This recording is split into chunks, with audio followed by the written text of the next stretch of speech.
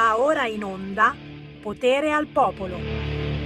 No, ogni tanto controllo se compare ancora la lettera di un padre, quella canzoncina di Tricarico sui social, perché sono capaci anche di censurarmela, perché siamo l'unica radio che la sta trasmettendo e allora ce la cancellano. No, c'è ancora. Buon mattino, un minuto dopo le 11, sono Sammy Varin, questa è Radio Libertà, certo, pura controinformazione che parte, perché no, proprio da questo cantautore Tricarico, diventato famoso a Sanremo qualche tempo fa. Ha fatto pezzi molto particolari, sicuramente non è uno di quelli che vuole essere etichettato, infatti in questo pezzo che stiamo trasmettendo nelle mie trasmissioni, dal titolo Lettera di un padre, la racconta giusta.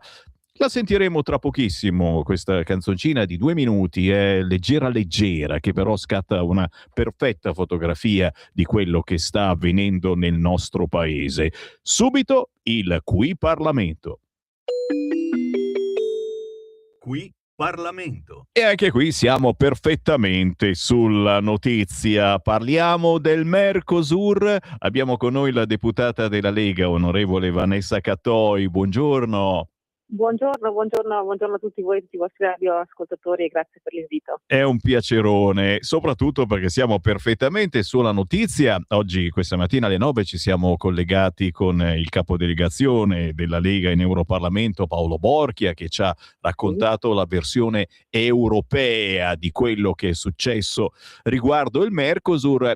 E tu, Vanessa, ci devi raccontare un attimo come la si pensa nel Parlamento, perché le cose non sono andate perfettamente nello stesso modo e ti devo dire, io personalmente in queste settimane, in questi mesi, ho fatto la mia portando quelle che sono state le segnalazioni dei nostri ascoltatori. Come dico sempre, le proteste sono diventate proposte e quindi questo malessere all'interno del centrodestra in qualche modo si è fatto sentire sia nel Parlamento italiano che nell'Europarlamento. Ma adesso ti lascio raccontare. Vanessa Cattoi. Sì, grazie innanzitutto per l'opportunità.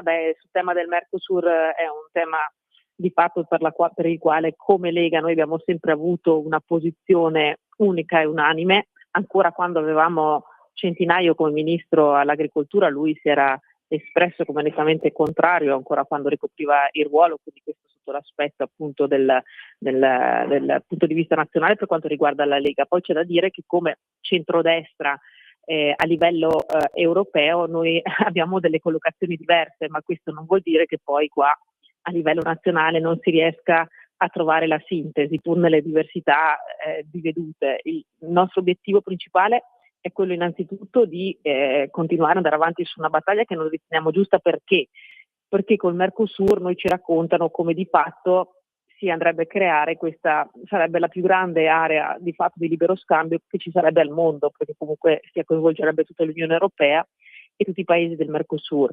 Però e questa ce l'hanno narrata come ovviamente uno scambio e anche un beneficio in termini di minor dazi e maggiori agevolazioni, soprattutto sullo scambio import-export, che di fatto sosterrebbero l'economia. Però di fatto si omette di andare ad analizzare quanto invece è stato approfondito. Io penso che anche Paolo Borchia magari stamattina ha fatto un riferimento proprio al documento che io richiamo, cioè al fatto che ci sia uno studio che è stato approfondito proprio all'interno delle sedi europarlamentari sugli effetti del Mercosur e quindi all'interno della Commissione europea che era designata allo studio e quindi alla verifica e anche all'esame degli effetti di questo accordo, dove di fatto dati alla mano, tabelle alla mano, ci dicono che il guadagno atteso per l'Italia sarebbe dello 0, ecco, si parla di circa 0,5 miliardi di euro. Ecco, noi chiediamo se a fronte, per carità, di una narrazione dove di fatto i numeri richiamano e hanno un'evocazione di importanza straordinaria, dal nostro punto di vista invece gli effetti negativi che si avrebbero soprattutto nei confronti dell'agricoltura italiana, perché andiamo a ricordare una cosa, ci dicono che sono state, rispetto al testo iniziale, sono state inserite delle forme di tutela da parte degli agricoltori, e su questo io vorrei un attimino portare l'attenzione, perché è vero che si sono ottenuti 6,3 miliardi di euro in più per eventuali settori colpiti, soprattutto per quanto riguarda l'Italia, e quindi avremo questo beneficio qua, oltre ad avere un fondo aumentato di 1 miliardo di euro in più solo per l'Italia per quanto riguarda i fondi agricoli. Ma il tema non è questo, perché se viene già predisposto un fondo su eventuali danni, di fatto si va già a quantificare quelli che sono gli effetti negativi, che mi pare che siano di gran lunga superiori rispetto agli effetti positivi che vengono attestati all'interno delle tabelle che sono state esaminate all'interno delle commissioni competenti in Commissione europea. E quindi un altro tema è quello che è stato sollevato anche dagli stessi nostri agricoltori, e per i quali io mi trovo fortemente allineata e convinta, cioè che noi andremo ad aprire di fatto al tema del libero scambio, dove di fatto noi però avremo una concorrenza non solo sleale, perché comunque sia noi ricordiamoci che i nostri agricoltori hanno degli standard sanitari e soprattutto delle regole di produzione che incidono sì sui costi, e quindi di fatto loro hanno dei costi superiori, ma penso anche a livello nazionale nostro italiano rispetto agli altri paesi europei, perché vorrei ricordare come anche nell'ambito dell'agricoltura, io essendo interessata anche sull'aspetto dell'importanza della prevenzione in termini di salute, sul mangiare sano, e quindi avere un'attenzione particolare anche all'acquisto del food a chilometro zero, e che sia attinente a quelle che sono delle regole anche di non utilizzo di determinati pesticidi. Noi sappiamo già che anche all'interno della stessa Unione Europea non abbiamo una uniformità di tutele, di standard sanitari per tutti i paesi all'interno dell'area euro. Quindi mi viene da pensare che sarebbe ulteriormente difficile, se già non abbiamo una nostra uniformità, pensare di creare un'uniformità transatlantica e che coinvolga anche i paesi del Mercosur. Ma questo lo dico soprattutto perché, come dicono i nostri agricoltori, proprio per cercare, che loro fanno già estrema fatica, perché comunque ripeto e ricordo, gli standard sanitari e le nostre regole di fatto di produzione incidono fortemente sull'impatto dell'aumento dei costi che loro devono sostenere. Ma se noi non teniamo conto di questo e diciamo vabbè, l'importante è il libero scambio, di fatto noi abbiamo poi che le famiglie che hanno maggiori difficoltà a far quadrare i bilanci familiari a fine mese incorreranno nella scelta obbligata di non andare a favorire quelli che sono prodotti tipicamente italiani, perché hanno comunque un maggior costo, perché come dicevo prima l'impatto è legato a dei nostri standard sanitari, anche delle regole che vengono seguite, che di fatto ovviamente incidono anche sui costi di produzione, ma che garantiscono di avere anche dei prodotti di alta qualità e che in termini di salute sono fondamentali anche per fare una prevenzione quotidiana, perché ricordiamo che la prevenzione quotidiana avviene proprio nel momento in cui ci sediamo a tavola tutti i giorni e a seconda di quello che mangiamo. E quindi su questo fattore io penso che sia importante riportare l'attenzione. Quindi di fatto adesso, come sicuramente avrà ricordato il collega europarlamentare Borchia stamane, adesso di fatto noi andiamo a bloccare quella che è la rettifica, perché di fatto ci vorranno dai 18 ai 24 mesi più o meno solitamente prima che ci sia il parere dei giudici di Lussemburgo, e quindi prima che si sblocchi la rettifica. C'è da capire adesso se, come pare, effettivamente non sono intenzionati ad una bloccazione provvisoria dell'accordo, perché sarebbe comunque di fatto è una possibilità, ma sarebbe una forzatura antidemocratica, visto anche gli esiti del voto, no? Perché di fatto abbiamo avuto 334 voti favorevoli al rinvio e 324 contrari, con 11 astenuti, quindi di fatto quello che era un preaccordo che era stato fatto siglato da Ursula von der Leyen non era allineato a quello che era poi la volontà che si è espressa l'altro giorno all'interno dell'amplesso del Consiglio europeo. Quindi di fatto la questione, secondo me, è, oltre che sia stata gestita male, perché comunque non si siano tenuti conto anche di una serie di fattori che sono fondamentali, dall'altro riteniamo importante invece andare avanti su una battaglia senza avere un approccio ideologico, ma cercando di essere consci del fatto che noi abbiamo comunque degli standard che comunque ai quali noi sottoponiamo quotidianamente i nostri agricoltori, e per i quali i nostri agricoltori chiedono di di avere una certa riconoscenza, perché altrimenti si andrebbe a creare una sorta di concorrenza totalmente sleale, perché è ovvio che laddove si abbassano i criteri di standard sanitari e soprattutto quindi anche i costi, è ovvio che il prodotto che noi andiamo a ritrovare all'interno dei nostri supermercati avrà un costo totalmente inferiore, ma rispetto a quale tutela di standard sanitari possiamo dire che ci garantisce e ci permette di stare tranquilli. Chiaro. Questo è quello, secondo me, è un aspetto importante che deve essere, senza avere un approccio ideologico sul tema, ma che, come chiedono i nostri agricoltori, noi dobbiamo assolutamente considerare, ma ripeto, partendo anche dall'interno della nostra area euro, perché di fatto c'è già una disomogeneità interna e quindi questo secondo me è il tema importante. Poi noi come Italia sappiamo che l'agricoltura è il pilastro fondamentale per la nostra economia e quindi di fatto noi abbiamo tutto quello che è il sostegno soprattutto di questo comparto fondamentale è ciò che deve portare l'attenzione legislativa, politica, ma a tutti i livelli, e quindi noi andiamo avanti su questa linea qua, consapevoli del fatto che ovviamente il centrodestra poi a livello nazionale dovrà arrivare a una sintesi tenendo in considerazione tutti i diversi aspetti e soprattutto tutte le diverse sensibilità che sono emerse anche in queste ore durante il dibattito del Mercosur. Chiaro, Questo secondo me chiaro.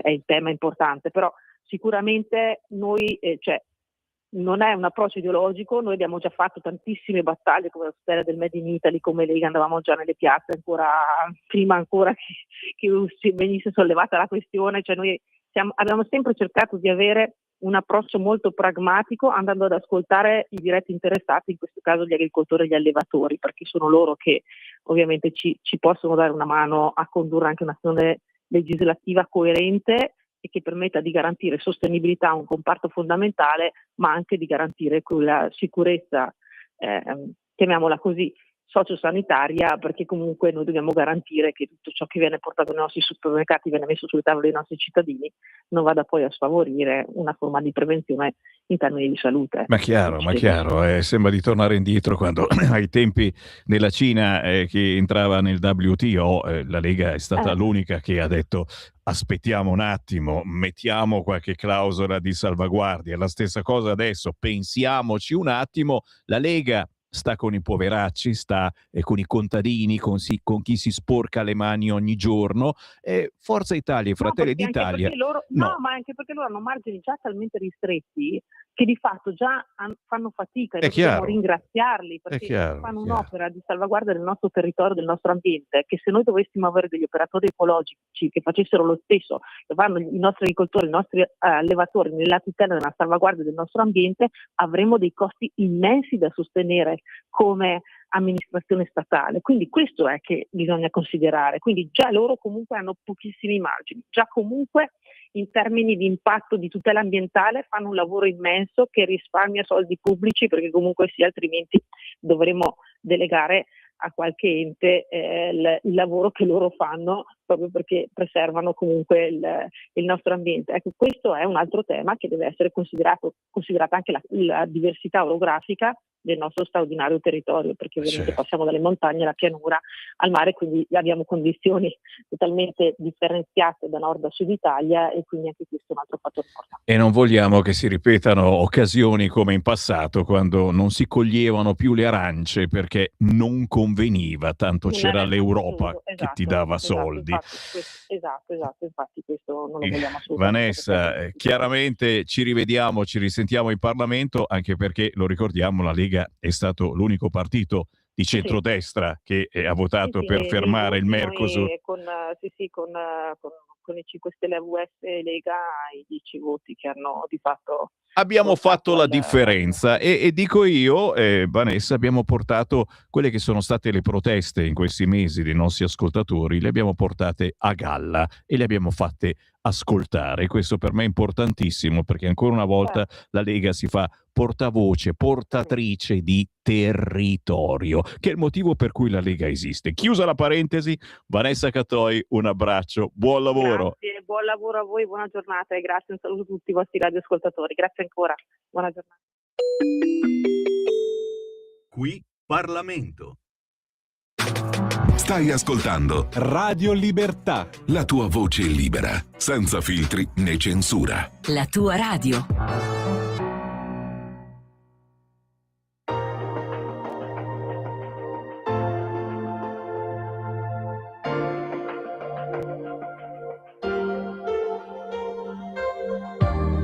Non riesco a capire questo bisogno, aspetto da tempo, mi sveglio dal sonno, avverto qualcosa che cambia.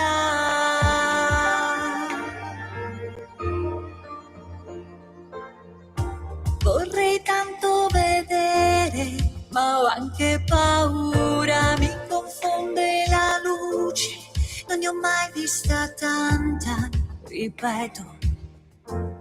Ho anche paura.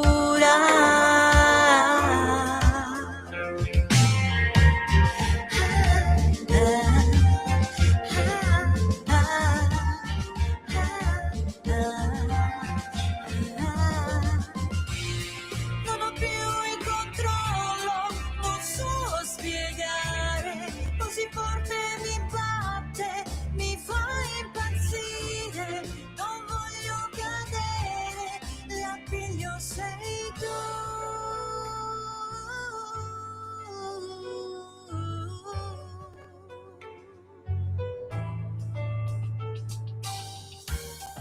Il ricordo migliore arriverà tra un momento, inizia il respiro, il primo suono che sento, mi presento al mondo.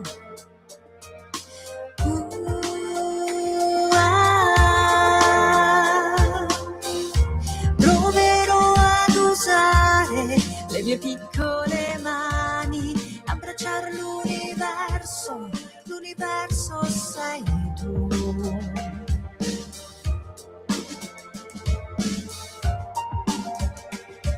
L'universo sei tu. Non ho più il controllo, non so spiegare, così forte mi batte, mi fa impazzire, non voglio cadere, l'universo sei tu.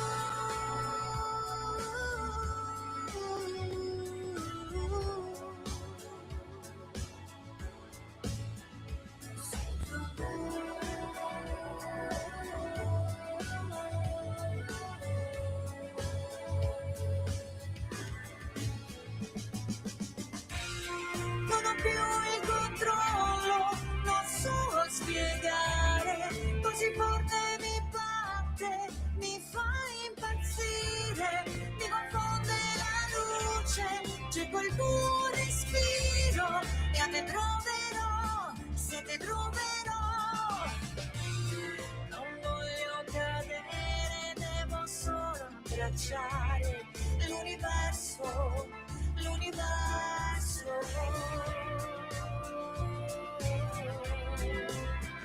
Sei tu.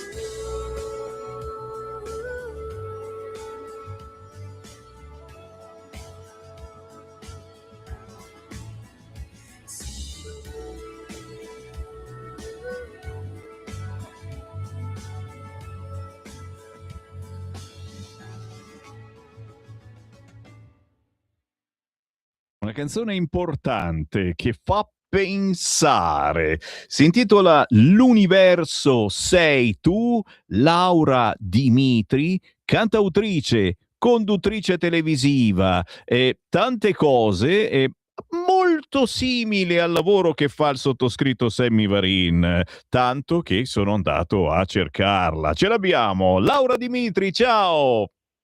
Ciao a tutti, ciao Sammy, grazie per l'opportunità di conoscerti, di farmi conoscere ai tuoi ascoltatori. Che piacere, che piacere, che piacere. Sì, ho detto una canzone importante perché stai facendo tanti lavori tu, Laura, in questo periodo nel settore della comunicazione e E il fatto che hai anche dato luogo a questa emozione musicale che si chiama L'universo sei tu, arricchisce ulteriormente la tua voglia di comunicare, la tua voglia di trasmettere emozioni, la tua voglia anche di ascoltare, perché sbirciando le tue trasmissioni hai sempre degli ospiti con cui parli dei problemi della gente, con cui parli di ciò che effettivamente c'è sul tavolo, quelle che sono le problematiche di tutti i giorni. Ma io qua mi fermo. Laura Dimitri, ti devi raccontare tu, se no se dico tutto quanto io. Raccontati ai nostri ascoltatori, che siamo curiosi.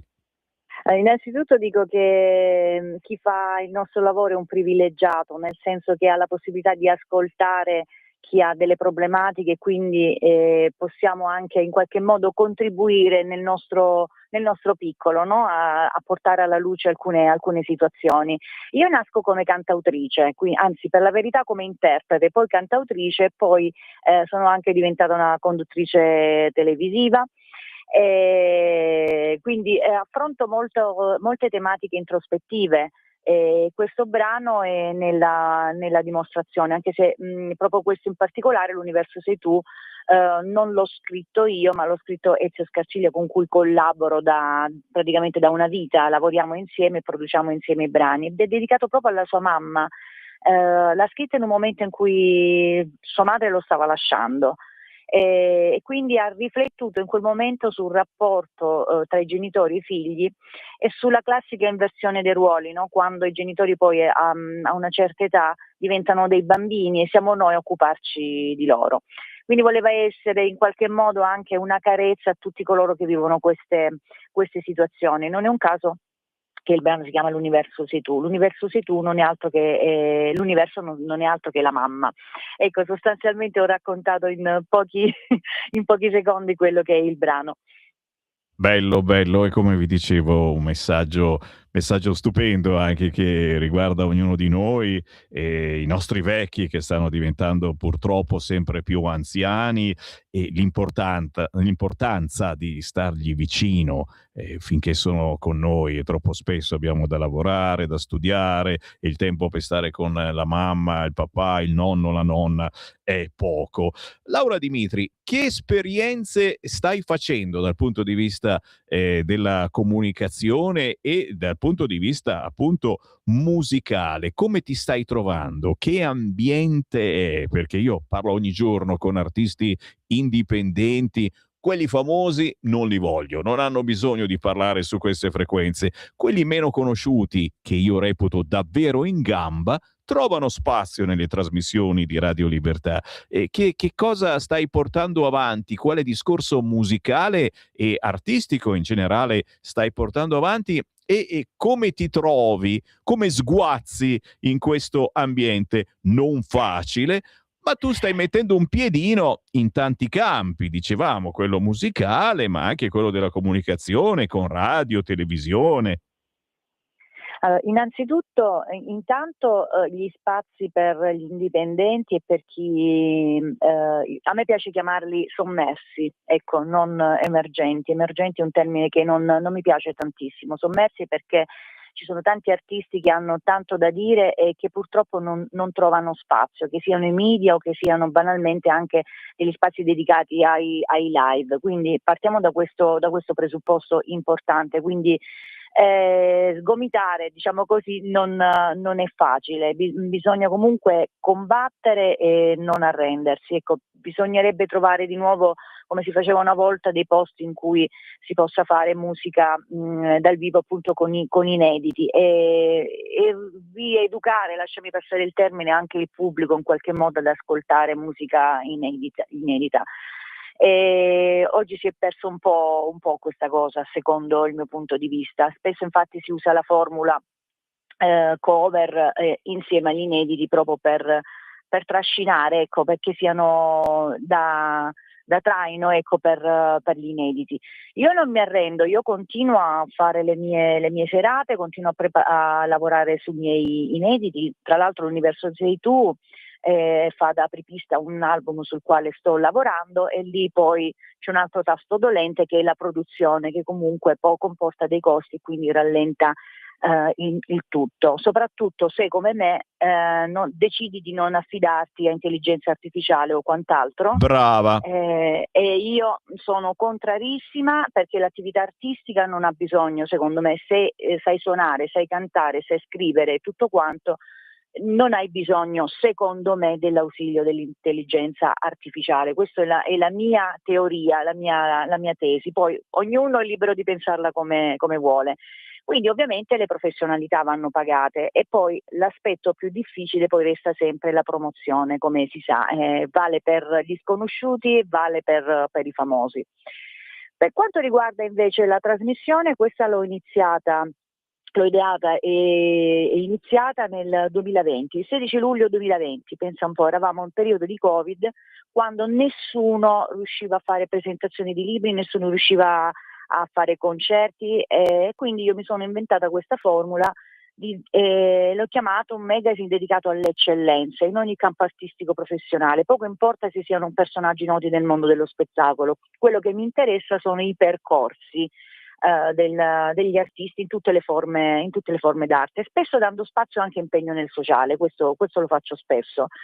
E quindi mi sono proposta in questa emittente pugliese che si chiama RTM, hanno abbracciato la mia progettualità, e da allora non mi sono più fermata, perché ho scoperto che mi piace comunicare, mi piace interfacciarmi con tante realtà. Lo scopo era quello di dare una carezza, ecco, a chi in quel periodo non poteva esibirsi o esibire le proprie opere, e anche una carezza a me stessa, se vogliamo, perché era un modo anche per sentirmi più vicina agli artisti, e durante il Covid sappiamo benissimo che è venuto fuori proprio anche una carenza anche legislativa, no? Da quel punto di vista. Ecco, sostanzialmente è questo. Già, bello.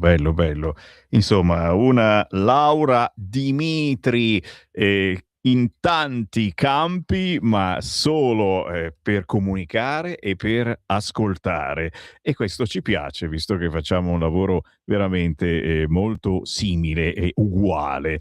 Laura, allora ci diamo appuntamento tra le onde elettromagnetiche e quelle musicali con questo singolo, L'universo sei tu, che trovate su tutti gli store digitali, ma c'è anche un bel video su YouTube, e naturalmente in radio, in televisione, cercandoti, immagino, sui social e soprattutto su Instagram. Ti troviamo? Certo, su Instagram come Laura Dimitri 84, non nascondo mai il mio anno di nascita, quindi per me è vai. motivo di orgoglio avere qualche anno in più. E poi su Facebook sempre come Laura Dimitri. Ne approfitto subito, se me lo consenti, salutare Ezio Scarciglia, che ha scritto il testo e mi ha curato gli arrangiamenti, insieme a Ezio Zaccagnini, grandissimo batterista, musicista straordinario, oltre che bella persona, che ha fatto la direzione artistica insieme ad Andrea Amati dell'Happy Beat di Roma. Quindi li ringrazio di cuore, ovviamente tutti quelli che hanno partecipato al videoclip. Assolutamente sì, la squadra vincente va salutata. Grazie Laura Dimitri, buona musica e restiamo in contatto, ok? Grazie a te, ciao a tutti gli ascoltatori. Grazie a Laura, grazie a Simone in regia, grazie a tutti voi che anche oggi siete stati tostissimi. Mamma mia, io mi onoro di avere degli ascoltatori come voi. Me ne vado per lasciare spazio alla Lega Liguria, ma è una minaccia. Ci ritroviamo, neve permettendo, domattina alle 7:30.